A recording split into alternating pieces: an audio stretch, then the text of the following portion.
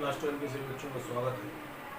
और जैसा कि हम डेसिमल परिवर्तक के बारे में कल बात कर चुके थे, एक बार मैं फिर से डेसिमल परिवर्तक को रिपीट कर देता हूँ, देख लेना आपको। डेसिमल परिवर्तक जो होता है यह प्रमुख रूप से पाई जाने वाली एक आपकी इस प्रकार की एक संरचना होती है टैंक के समान।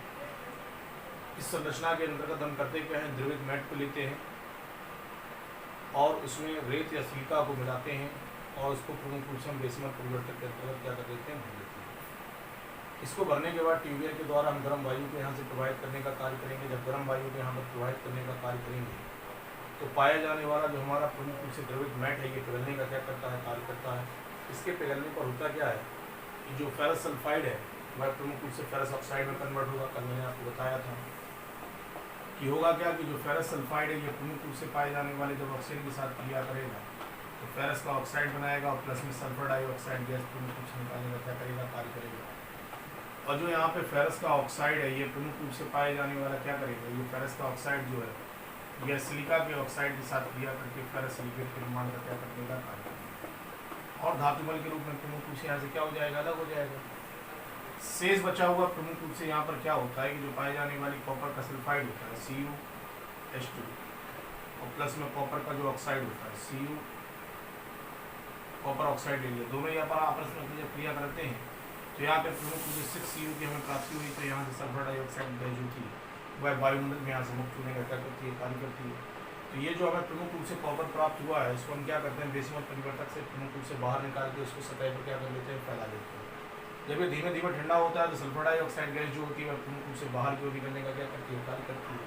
जब ये सल्फर डाइऑक्साइड गैस बाहर की ओर निकलने का कार्य करती है तो ये पाई जाने वाली जो हमारी कॉपर की सतह है इसके ऊपर फफोलेनुमा संरचना बनने का क्या करते हैं, कार्य करते हैं। बनने वाली प्रमुख रूप से इसी प्रकार की कॉपर को आप ब्लिस्टर कॉपर के नाम से क्या करते हैं, जानते हैं। इस प्रकार से हमने कल आपको पढ़ाया था, बताया था 98% तक प्रमुख रूप से पाए जाने वाले हमें शुद्ध कॉपर की क्या होती है, इस विधि के द्वारा प्राप्ति होती है। 2% इसमें प्रमुख रूप से पाई जाने वाली अशुद्धि जो होती है वह प्रमुख रूप से उपस्थित रहने का क्या करती है, कार्य करती है। इसी प्रकार से पाया जाने वाला जो परिवर्तक आता है इसी परिवर्तक को हम डेसिमल परिवर्तक के नाम से क्या करते हैं, जानते हैं। देखिए डेसिमल परिवर्तक में जो कॉपर हमें प्राप्त हुआ उसमें 98% तक पाए जाने वाला शुद्ध कॉपर उपस्थित है। और हमारी शर्त ये थी HK के स्टैंडर्ड में कि हमें अधिक से अधिक पाए जाने वाली प्रमुख रूप से मुक्त धातु को प्राप्त करने का क्या करना है, कार्य करना है। तो अत्यधिक मात्रा में अभी मतलब हमें 2% अशुद्धि है, हम इसको चाहते हैं और प्यूरिफाइड हो जाए और उसमें कॉपर की मात्रा जो है वह प्रमुख रूप से बढ़ने का क्या करे, कार्य करे। तो डेसिमल परिवर्तक के बाद हम प्रमुख रूप से आगे के टॉपिक पे आएंगे। तो आगे का जो टॉपिक हमें यहाँ से प्रमुख रूप से निकल के आएगा वो है हमारा कॉपर के शोधन की। अब जब कॉपर के शोधन के बारे में बात आती है तो हम कॉपर को इसका प्यूरिफिकेशन करेंगे। तो करते क्या है कि डेसिमल परिवर्तक से जो प्राप्त होने वाला ब्लिस्टर कॉपर होता है उसकी अशुद्धियों को दूर करने की जो क्रिया होती है इस क्रिया को हम कॉपर के शोधन की क्रिया के नाम से क्या करते हैं, जानते हैं। पहले बात की डेफिनेशन याद करनी है, कॉपर का शोधन क्या होता है। तो ब्लिस्टर कॉपर के द्वारा प्रमुख रूप से पाई जाने वाली अशुद्धि को दूर करके शुद्ध कॉपर की मात्रा को बढ़ाने की क्रिया जो होती है इस क्रिया को हम कॉपर के शोधन की क्रिया के नाम से क्या करते हैं, जानते हैं। इस क्रिया के अंतर्गत अमूमन हम दो विधियों को उपयोग में लाने का कार्य करते हैं। एक तो हरी बल्लियों के द्वारा शोधन का कार्य करते हैं, इसको हम पोलिंग मेथड के नाम से क्या करते हैं, जानते हैं। ये अपन पढ़ चुके हैं पोलिंग मेथड, पहले टेक्निकलिटी में इसके बारे में आ चुका है। तो देखिए इस विधि के अंतर्गत हम करते क्या है, भट्टी की फर्श पर जो फफोलेदार कॉपर होता है उसको परावर्तन भट्टी की फर्श पर क्या कर लिया जाता है, डाल दिया जाता है। डालने के बाद उसको हम क्या कर लेते हैं, पिघला लेते हैं, जिसके कारण वाष्पशील ऑक्साइड जो होते हैं वह प्रमुख रूप से क्या होते हैं, वायुमंडल में मुक्त हो जाते हैं। या सिलिका से अभिक्रिया करके हम धातुमल के निर्माण का क्या कर लेते हैं, कार्य कर लेते हैं। पिघली हुई धातु जो होती है उसको हम प्रमुख रूप से बांस की बल्लियां उसके अंतर्गत डालते हैं और उसको हम क्या करते हैं, हिलाते हैं। चूंकि बांस की बल्लियों में प्रमुख रूप से हाइड्रोकार्बन गैसें होती हैं, वो हाइड्रोकार्बन गैसें जो होती हैं वह प्रमुख रूप से पाई जाने वाली अन्य गैसों को हाइड्रोकार्बन गैसों द्वारा प्रमुख रूप से कॉपर धातु को क्या किया जाता है, अपचयन किया जाता है। कॉपर धातु का जब अपचयन होता है तो इस प्रकार से जो प्राप्त होने वाला कॉपर होता है जो किसकी विधि के द्वारा प्राप्त हो रहा, हरी बल्लियों के शोधन के द्वारा या पोलिंग विधि के द्वारा जो प्राप्त होने वाला कॉपर होगा उसमें 99.5% तक हमारे पास क्या उपस्थित होता है, कॉपर उपस्थित होता है, जिसको हम प्रमुख रूप से किसके नाम जानते हैं, टफ पिच कॉपर के नाम से क्या करते हैं, जानते हैं। तो ये जो टफ पिच कॉपर होता है ना इसको हम प्रमुख रूप से क्वेश्चन कैसे पूछा जाता है, क्वेश्चन पूछा जाता है टफ पिच कॉपर किसे कहते हैं, इसका निर्माण का कार्य कैसे किया जाता है। बहुत सिंपल सी क्रिया है कि आपको क्या करना है, पोलिंग मेथड को उपयोग में लाने का कार्य करना है। ब्लिस्टर कॉपर जो है आपने उसको प्रमुख रूप से प्राप्त करिए, डेसिमल परिवर्तक से प्राप्त होने वाले ब्लिस्टर कॉपर को हम क्या कर लेते हैं, निकाल कर लेते हैं। उसको क्या करते हैं, परावर्तन भट्टी के अंतर्गत डाल के उसको हम क्या कर लेते हैं, उसकी सबसे सतह पर उसको क्या कर लेते हैं, फैला लेते हैं।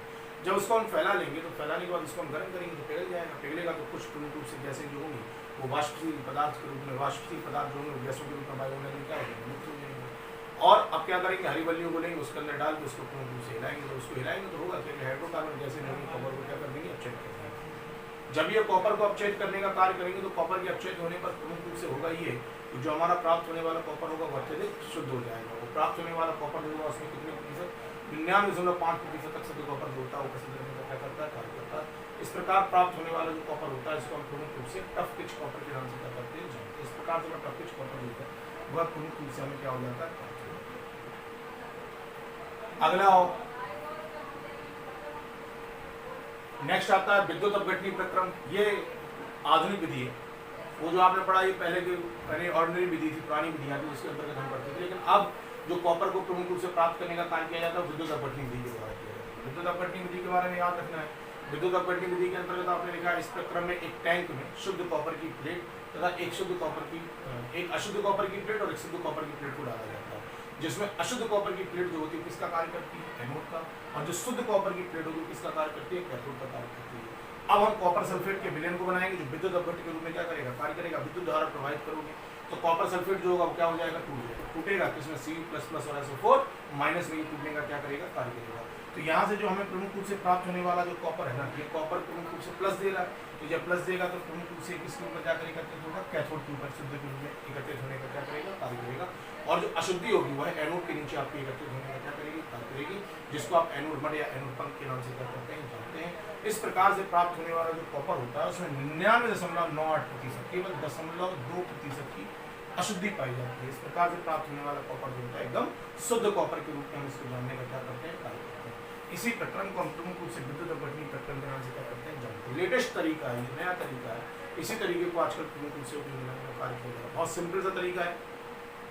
एक बड़ा आपको टैंक लेना है, उसमें अशुद्ध कॉपर से बनेंगी दो प्रमुख रूप से आपको प्लेटें लेनी है। अशुद्ध कॉपर की जो प्लेट होगी वह प्रमुख रूप से एनोड का कार्य करेगी, शुद्ध कॉपर की जो प्लेट होगी वह कैथोड का क्या करती है, कार्य करती है।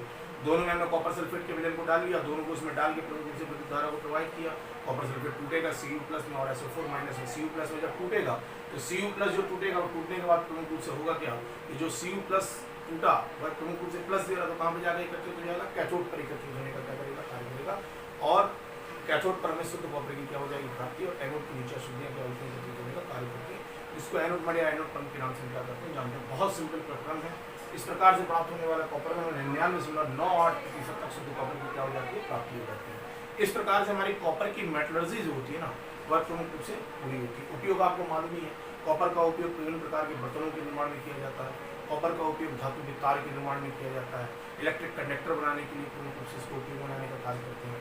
कॉपर के द्वारा मूर्तियों के निर्माण का कार्य किया जाता है। तो इस प्रकार से इसके प्रमुख रूप से विभिन्न प्रकार के जो उपयोग होते हैं वह भी इसके अंतर्गत आने का क्या करते हैं, कार्य करते हैं। तो इस प्रकार से हमारी कॉपर की मेटलर्जी जो होती है वह प्रमुख रूप से पूरी होती है। तो आपको इसको पूरा याद करना है ताकि हम जब टेस्ट लें तो आप इसको पूर्णतः इसको लिखने का कार्य कर सकें, और इसको पूरा याद करना है तो विशेष तौर पर याद।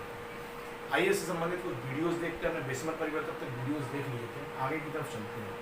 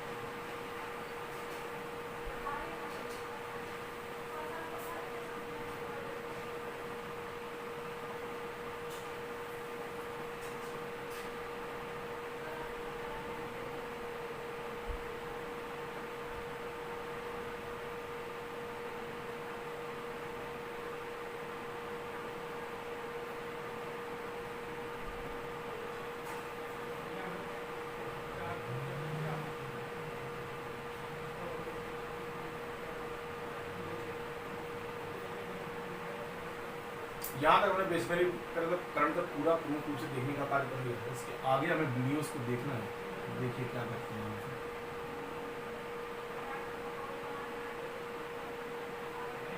ये बेसमेंट परिवर्तक से हमने यहाँ से प्रमुख रूप से ये आपका ब्लिस्टर कॉपर जो होगा वो प्राप्त कर लिया। अब इस ब्लिस्टर कॉपर को हमें यहाँ से लेना है और इसके शोधन का कार्य करेंगे ना। ये देखिए, ये विद्युत अपघटनी विधि के बारे में बात करते हैं। तो यहाँ पे होगा क्या कि हम यहाँ पर प्रमुख रूप से पाई जाने वाली दो धातु की प्लेटों को लेने का कार्य करेंगे, एक शुद्ध धातु की होगी, एक अशुद्ध धातु की होगी। ठीक है, ये इम्प्योर कॉपर हो गया, ये प्योर कॉपर हो गया। ये एनोड का काम करेगा, वो कैथोड का काम करेगा। ये कॉपर सल्फेट का इसमें हमने विलयन भर लिया और इसमें हम क्या करेंगे, विद्युत धारा को प्रोवाइड करने का कार्य करेंगे। ठीक है, विद्युत धारा को प्रोवाइड करने का कार्य किया, ये प्रोवाइड हुई। तो ये कॉपर सल्फेट का जो विलयन होगा, इसमें प्रमुख रूप से पाया जाने वाला जो विलयन कॉपर सल्फेट का विलयन है वो क्या हो जाएगा, टूट जाएगा। टूटेगा तो यहाँ पे Cu+ के रूप में ये कहाँ पे एकत्रित हो जाएगा, कैथोड पर। एनोड मर्ज होगा, वह प्रमुख रूप से एनोड पंख के रूप में नीचे को एकत्रित होने का क्या करेगा, काम करेगा। इस प्रकार से हमें जो कॉपर प्राप्त होगा वह प्रमुख रूप से आपका कैसा होगा, लगभग 99.98% तक प्रमुख रूप से कैसा होता है, शुद्ध होता है। इस प्रकार से होने वाली जो क्रिया होती है, इस क्रिया को हम प्रमुख रूप से विद्युत अपघटनी क्रिया के नाम से क्या करते हैं, जानते हैं। एक बार फिर से 1 मिनट में ये सारी चीज़ें हम दोहरा देते हैं। सबसे पहले छोटे छोटे चूर्ण के रूप में परिवर्तित किया, फिर उसके बाद उसकी हमने रोस्टिंग की, भर्जन किया, भर्जन के बाद उसका हमने प्रगलन कर लिया, प्रगलन के बाद बेसमेरीकरण की क्रिया में करने का कार्य किया। इसके बाद हमने इसके विद्युत अपघटनी का कार्य को किया और प्रमुख रूप से हमें पाए जाने वाले यहाँ शुद्ध कॉपर जो होगा वह प्रमुख रूप से क्या हो जाएगा, प्राप्त। इस प्रकार से हमारा जो कॉपर है, शुद्ध कॉपर जो होता है वह प्रमुख रूप से हमें क्या हो जाता है, प्राप्त होने का कार्य कर लिया जाता है। इस प्रकार से कॉपर की मेटलर्जी हमारी पूरी होती है। अब नेक्स्ट मेटलर्जी हम जो पढ़ेंगे वो एल्यूमिनियम के बारे में पढ़ेंगे।